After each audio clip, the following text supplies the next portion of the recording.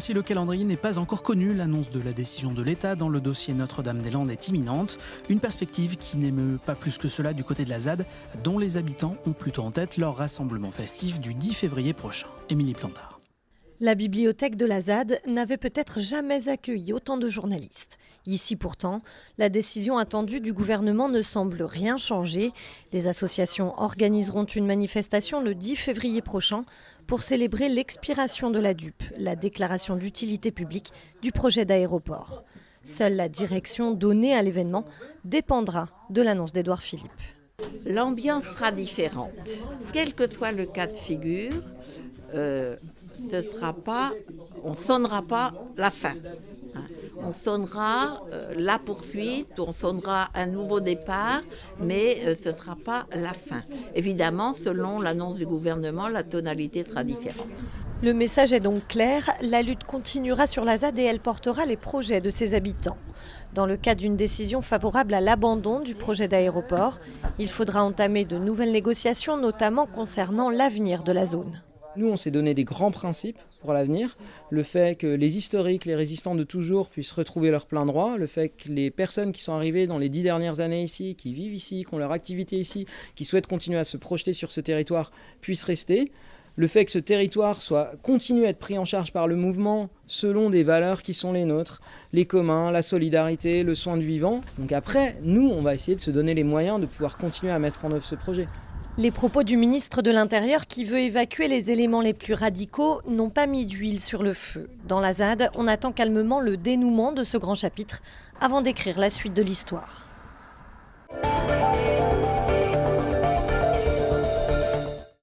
Un nouveau mouvement de grève en ce début de semaine à l'hôpital de Saint-Nazaire. Une mobilisation alors que le nouveau directeur de l'établissement entre en fonction. Ce dernier a pu se rendre compte que le malaise au sein des services est profond. Jean-Michel Naga. On vous souhaite une bonne et heureuse année 2018, en espérant qu'on s'en sorte mieux qu'en 2017.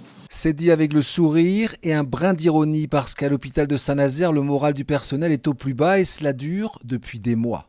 Il n'y a pas assez de personnel, il y a trop de gens qui font des burn-out parce qu'ils sont fatigués. On les appelle le matin, on les appelle pour faire les nuits. C'est plus possible ça, c'est plus possible. C'est plus attractif alors qu'on a un hôpital qui pourrait très bien fonctionner. Il y a des gens très motivés, il y a des gens qui travaillent très bien, sauf qu'on ne les écoute pas. On préfère parler d'argent alors que nous, on veut juste soigner les gens. Et pour son premier jour dans l'établissement, le nouveau directeur a fait une courte apparition dans cette assemblée générale.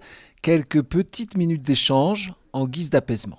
Vous comprendrez que, prenant mes fonctions ce matin, je n'ai pas beaucoup plus d'éléments apporter immédiatement à votre connaissance, mais on a fait en sorte d'avoir des échéances de discussion programmées avec les différentes organisations syndicales. Nous, on a l'habitude de dire à Force ouvrière que les directeurs passent, mais les problèmes restent.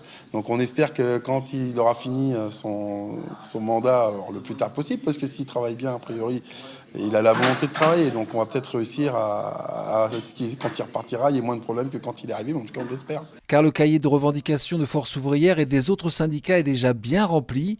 Il concernerait l'ensemble des services de la cité sanitaire.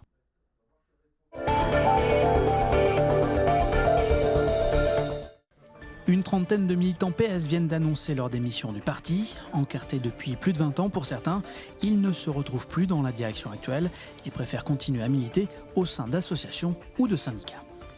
Nous avons beaucoup souffert sous le quinquennat de François Hollande. Nous pensons que ça a été un quinquennat désastreux. Et malheureusement, les dirigeants actuels du Parti socialiste ne cherchent absolument pas à tirer un bilan de ce quinquennat. Et puis, nous sommes face à un gouvernement Macron, qui est un gouvernement de droite, qui mène une politique de droite. Et on n'a pas l'impression, là non plus, que la majorité du Parti socialiste entend réellement combattre, est réellement dans l'opposition, est à l'offensive à l'Assemblée nationale ou ailleurs. Donc voilà, nous pensons malheureusement, moi j'ai adhéré à 24 ans au Parti socialiste, ce parti était central dans la gauche. Il permettait le débat, et le débat permettait de faire évoluer les choses, de faire bouger les lignes. Et là, malheureusement, nous sommes dans l'incapacité aujourd'hui de réorienter le Parti socialiste. Là, je suis déçue parce que les valeurs de solidarité, d'entraide, on ne les retrouve plus du tout. C'est vrai que quitter le PS, eh bien, ça fait 1 an qu'on y réfléchit avec mon mari, et puis on attendait le déclic, et puis ça y est, le déclic est fait. On ne sait pas où on ira. on n'ira peut-être nulle part, mais on gardera nos valeurs. Et ça, c'est important.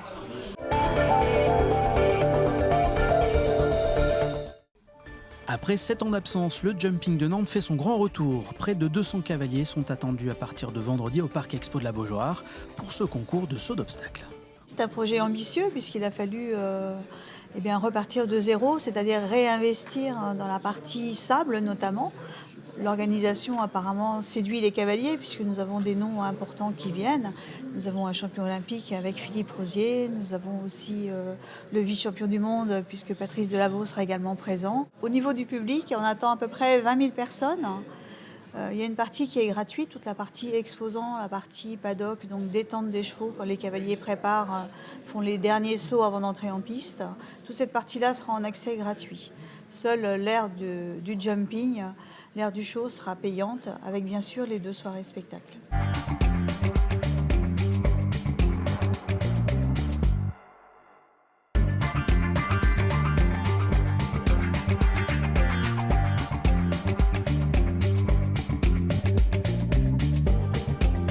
C'est la 7e édition d'un appel à projets qui concerne les associations du département qui agissent à l'international, un appel à projet qui nous permet d'attribuer des subventions, un soutien financier aux projets des associations qui proposent un certain nombre d'actions à l'international, c'est-à-dire sur l'ensemble des pays du monde, avec ces dernières années une prédominance sur des projets conduits en Afrique.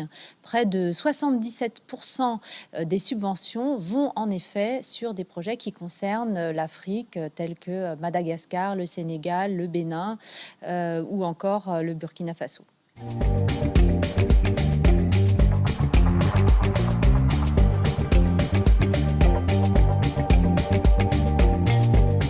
Alors pour nous, c'est avant tout une démarche de soutien apporté aux associations qui développent des actions à l'international. Soutien en particulier que nous souhaitons apporter aux petites associations, aux associations de taille moyenne, composées de bénévoles, des associations qui jouent un rôle fondamental sur notre territoire pour la citoyenneté et la solidarité. Et donc, à travers ce soutien, nous, au département, on veut permettre à ces bénévoles d'avoir une concrétisation des différents projets que ces associations portent. Et on sait que très souvent, pour des petites associations, ce soutien est majeur pour permettre la concrétisation de ces actions à l'international.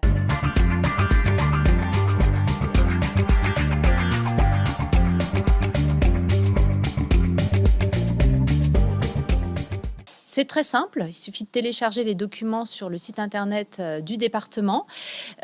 Pour les premières demandes de subventions, le service Relations internationales se fera un plaisir de répondre aux différentes questions que peuvent se poser les associations.